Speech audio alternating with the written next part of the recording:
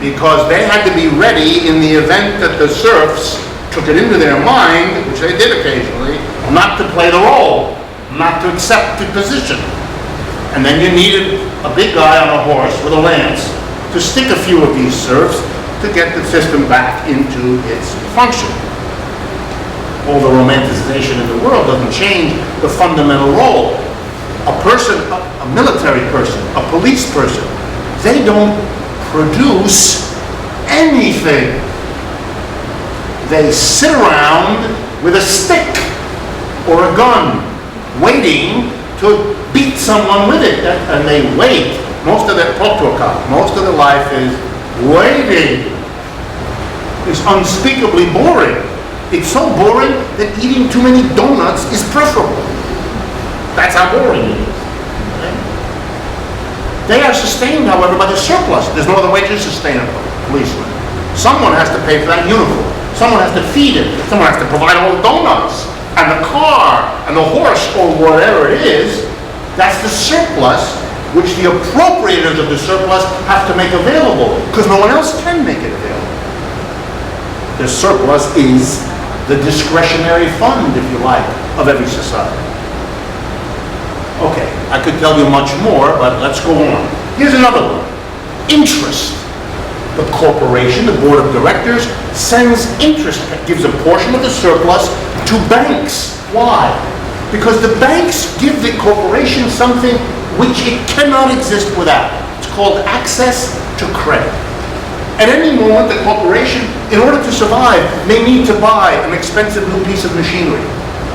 It may need to take advantage of a low price in a raw material and buy a bunch of it and store it for a while, rather than be at risk of having to pay much more when you have no choice but to buy it on the open market. They have suddenly all kinds of needs for cash, and they turn to the repositories, the people who have a lot of cash, banks, and they say to them, make that money available. Sure, says the bank.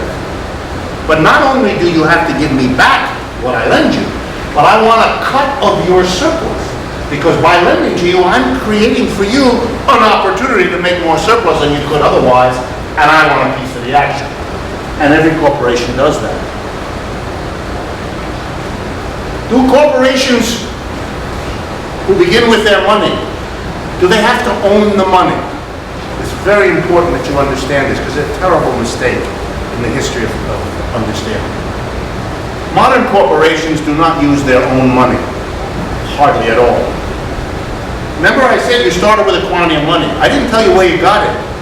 Where does a corporation get the money? Do the members of the board of directors fork up their own assets?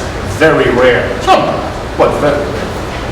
Mostly, corporations get their money either from banks by borrowing it, or from a wonderful magic of modern capitalism, which I'm now going to relate to you, which will be exciting, I think.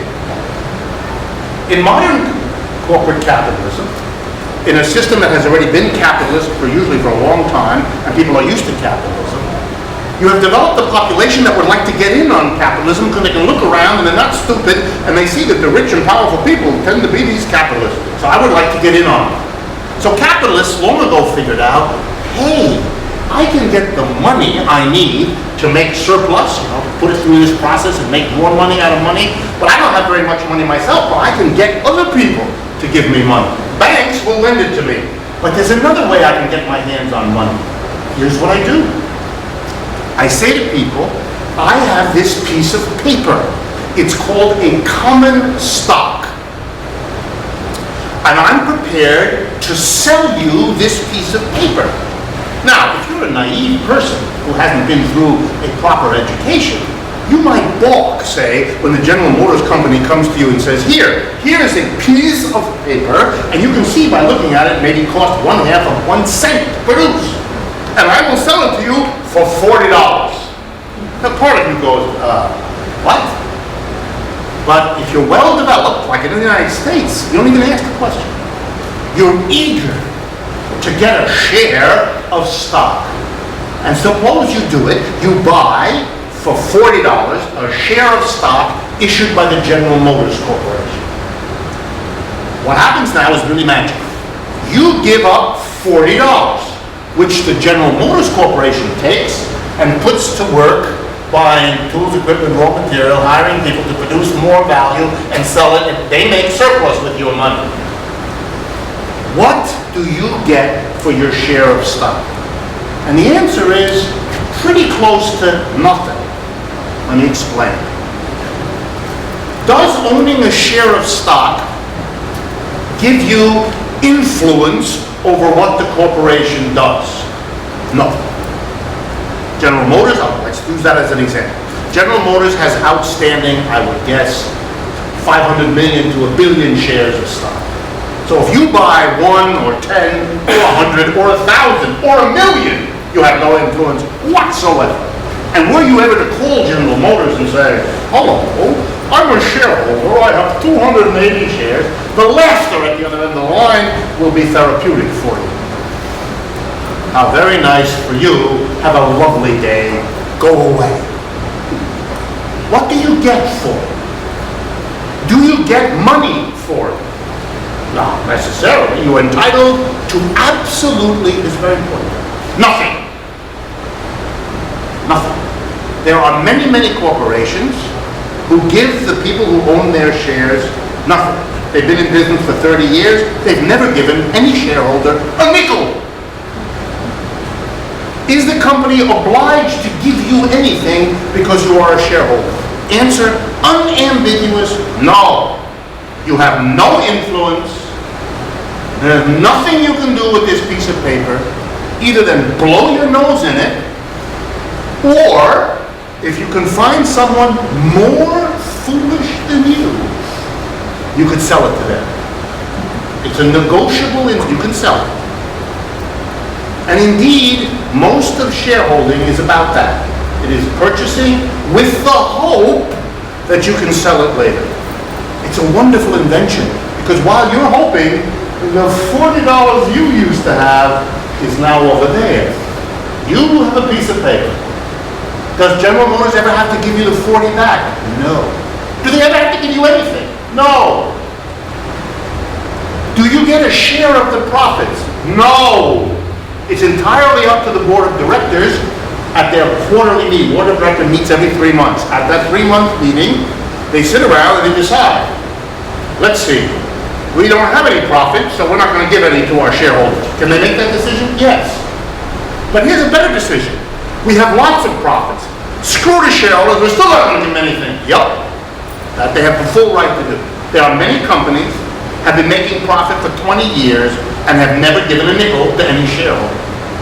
So the share is a wonderful system for getting money into the hands of corporations. But corporations know that people feel badly if they have a piece of paper that doesn't do anything for them.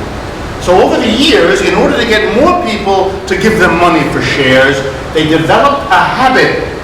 They're not required to do it. They do it out of their largesse. They take a portion of the surplus and they distribute it to the shareholders. They make an announcement every 3 months. We're going to take 10% or 20% or 40%, whatever they want. 1%, 100%, whatever they want. And we're going to distribute it to the shareholders.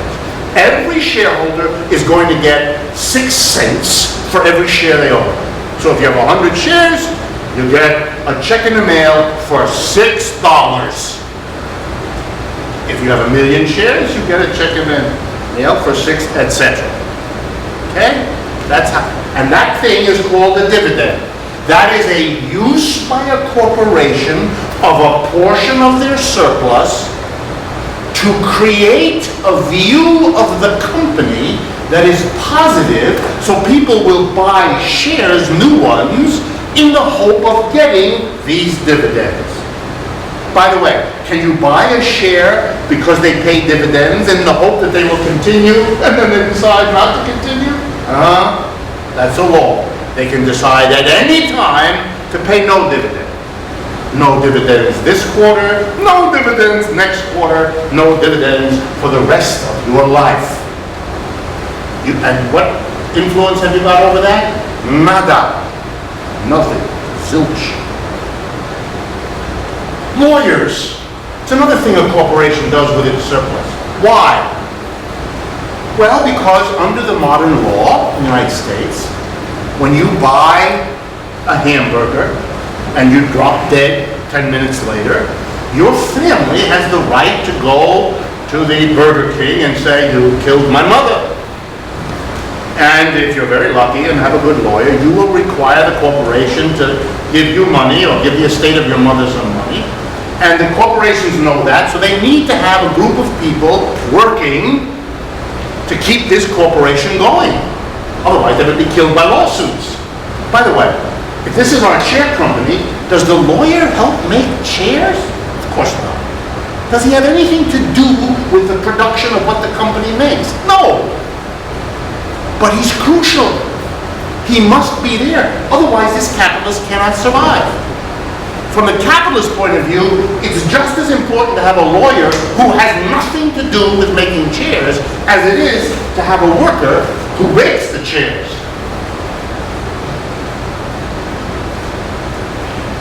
Next, capitalist corporation uses a part of the surplus, again, for something else that has nothing to do with making chairs. Paying taxes has nothing to do with making chairs. Paying interest has nothing to do with making. These are all other activities that need to be done so that the chair making can go on. But none of these people have anything to do with chair making. Next example, advertising. Remember I said it real simply before. We make a chair and then the corporation sells it for money. But to sell something for money, you've got to find a person with money who wants this thing. And capitalists early on discovered that they would like to produce a lot more stuff and that there aren't large numbers of people coming to the back of the factory at the right moment to pick up the chairs. So they need to spend money to have people doing work to get the damn chairs converted into money to sell. So for example, many large corporations have employees called salesmen or saleswomen, or they have a whole sales department, or a whole sales effort, or a whole sales team. Now notice, do the members of the sales team have anything to do with producing the chair? Answer, nothing. They don't know about chairs, they never touch a hammer, they never touch the glue, they do nothing to chairs other than sit on them. So you have to pay them. They're not going to come worried about selling your chairs if you don't. Where does the money come from? Answer. The surplus is taken, part of it, by a corporation to sustain the sales department, because without that activity, the rest of it can't happen. They have to make sure, just like they have to make sure there's a bunch of cops that can be called on a moment's notice. The cops don't make chairs, but they have to take a part of the surplus to sustain these people if the surplus is going to continue to be produced by those who are in fact engaged in that process. Advertising. They need a bunch of people to get you to buy this stuff.